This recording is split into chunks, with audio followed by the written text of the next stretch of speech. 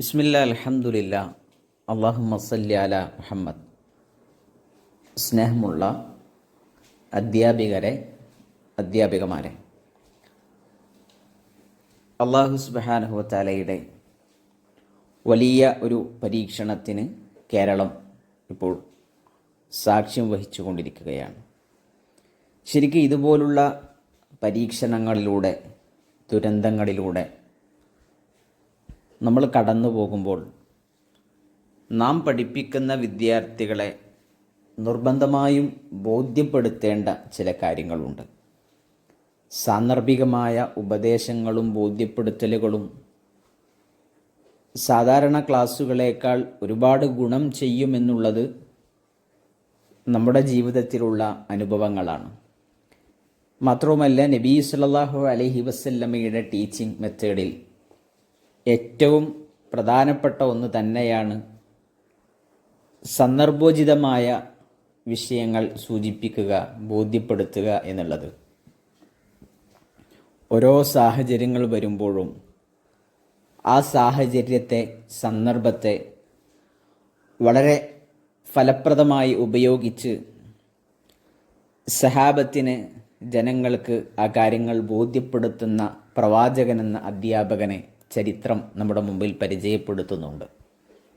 അതേ ടീച്ചിങ് മെത്തേഡാണ് ഇത്തരം ദുരന്തങ്ങളെക്കുറിച്ച്, പരീക്ഷണങ്ങളെക്കുറിച്ച് നമ്മൾ കേൾക്കുന്ന സമയത്ത് സോഷ്യൽ മീഡിയയിൽ ഒരുപാട് അതിൻ്റെ ന്യൂസുകൾ, മരണത്തെക്കുറിച്ചുള്ള വാർത്തകൾ ഓരോ സമയത്തും അപ്ഡേറ്റ് ചെയ്യുമ്പോൾ നാം നമ്മുടെ വിദ്യാർത്ഥികളെ ബോധ്യപ്പെടുത്തേണ്ട ഏറ്റവും പ്രധാനപ്പെട്ട 3 കാര്യങ്ങൾ. അതിലൊന്ന്, ഇത് അള്ളാഹുവിൻ്റെ പരീക്ഷണമാണ്. അള്ളാഹു സുബ്ഹാനഹു വ തആല പല നിലക്കും നമ്മളെ പരീക്ഷിക്കും.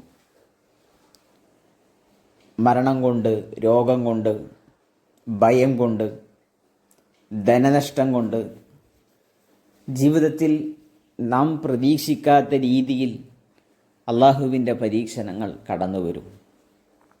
അത്തരം സന്ദർഭങ്ങളിൽ ഇതെൻ്റെ റബ്ബിൻ്റെ പരീക്ഷണമാണ്, അള്ളാഹു സുബ്ഹാനഹു വ തആലയിലേക്ക് മടങ്ങിപ്പോകേണ്ടവരാണ് ഞങ്ങൾ, ആ പരീക്ഷണത്തിൽ ക്ഷമിക്കുകയും അള്ളാഹുവിൽ നിന്ന് പ്രതിഫലം ആഗ്രഹിക്കുകയുമാണ് ഞാൻ വേണ്ടത്. ഇന്നാ ലില്ലാഹി വ ഇന്നാ ഇലൈഹി റാജിഊൻ.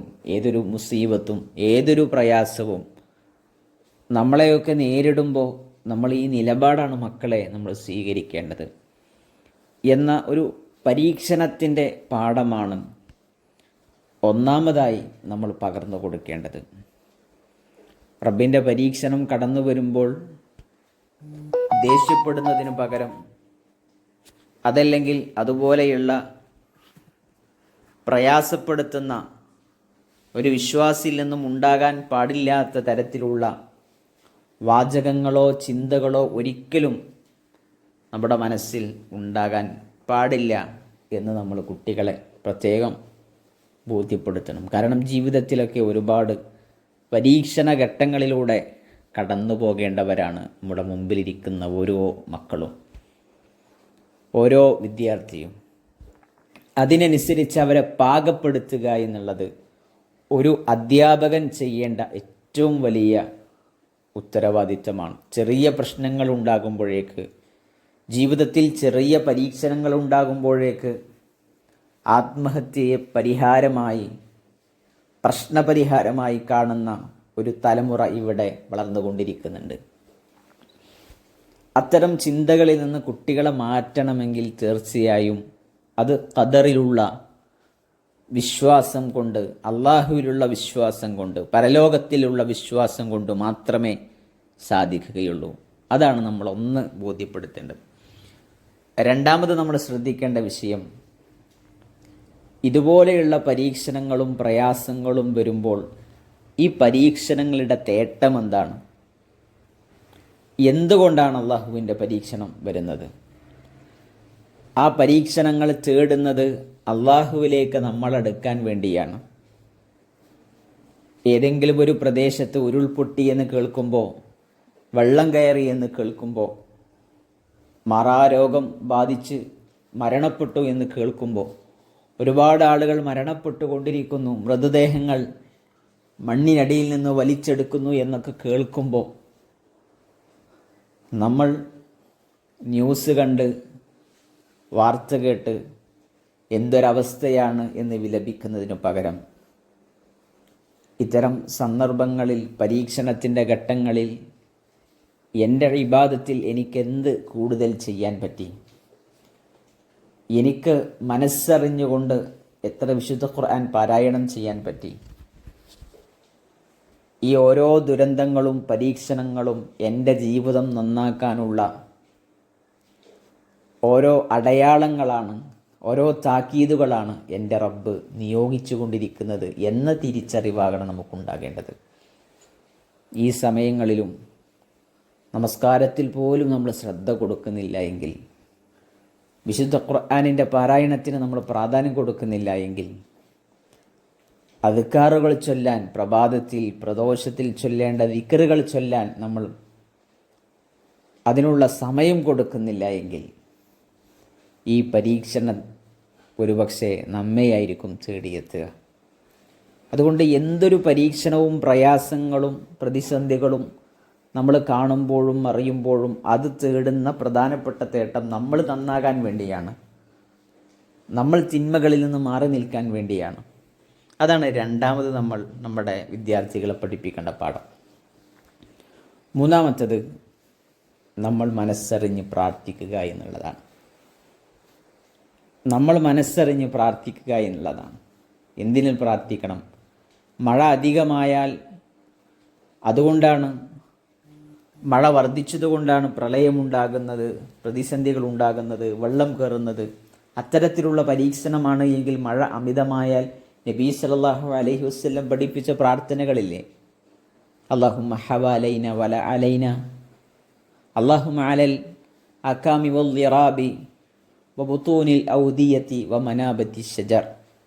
അല്ലാഹുവേ, ഈ മഴ ഞങ്ങളുടെ ചുറ്റുഭാഗമാക്കണേ, ഞങ്ങളുടെ മേൽ ഇതൊരു ശിക്ഷയാക്കി മാറ്റരുതേ റബ്ബേ, മറ്റുള്ള ഭാഗങ്ങളിലേക്ക് ഇത് മാറ്റണേ എന്ന്, ജനങ്ങൾ താമസിക്കാത്ത ഇടങ്ങളിലേക്ക് ഇത് മാറ്റണേ എന്ന് അള്ളാഹുവിനോട് നമ്മൾ പ്രാർത്ഥിക്കണം.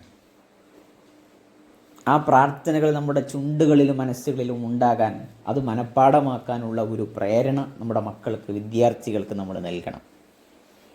അതോടൊപ്പം രണ്ടാമതായി നമ്മൾ പ്രാർത്ഥിക്കേണ്ടത്, ഇത്തരം രംഗങ്ങൾ സോഷ്യൽ മീഡിയയിലൂടെയാകട്ടെ അതല്ലെങ്കിൽ നേരിട്ടാകട്ടെ നമ്മൾ കാണുമ്പോൾ, ആ കാണുന്ന സന്ദർഭത്തിൽ നമ്മൾ പ്രാർത്ഥിക്കേണ്ടത്, പത്രത്താളുകളിൽ നമ്മൾ വായിക്കുകയാണെങ്കിലൊക്കെ അത്തരം ദുരന്താവസ്ഥകളെ നമ്മൾ കാണുമ്പോൾ നമ്മൾ പ്രാർത്ഥിക്കേണ്ടത്, പരീക്ഷിക്കപ്പെട്ടവനെ കണ്ടാൽ പ്രാർത്ഥിക്കേണ്ട പ്രാർത്ഥന നബി സല്ലല്ലാഹു അലൈഹി വസല്ലം പഠിപ്പിച്ചിട്ടുണ്ട്. അൽഹംദുലില്ലാഹില്ലദി ആഫനി മിമ്മ ബതലാക ബിഹി വഫളലനി അലാ കസീരി മിമ്മൻ ഖലഖ തഫ്ളീല.